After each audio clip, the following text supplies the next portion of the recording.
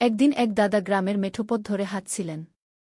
হঠাৎ তিনি ঝলমলে একটি নীল পাথর দেখতে পেলেন। কৌতূহল নিয়ে তিনি পাথরটি তুললেন। সেটি হাতেই উজ্জ্বল আলো ছড়িয়ে দিল।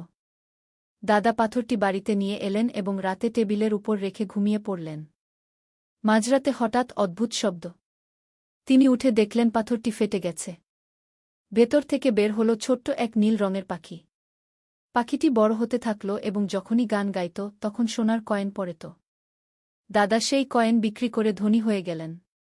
কিন্তু একদিন এক লোভী জাদুকর এসে পাখিটিকে চুরি করে নিয়ে গেল। দাদা সঙ্গে সঙ্গে তার লাঠি নিয়ে জাদুকরের খোঁজে বের হলেন। অনেক খোঁজার পর তিনি এক গুহায় জাদুকরকে খুঁজে পেলেন। বুদ্ধি করে দাদা জাদুকরকে ফাঁকি দিলেন এবং পাখিটিকে উদ্ধার করলেন। সবকিছু ঠিক হয়ে গেল, কিন্তু পাখিটি তখনও কাঁদছিল। জানো কেন? কারণ এখনও তোমরা এই ভিডিওটি দেখে লাইক ও সাবস্ক্রাইব করোনি।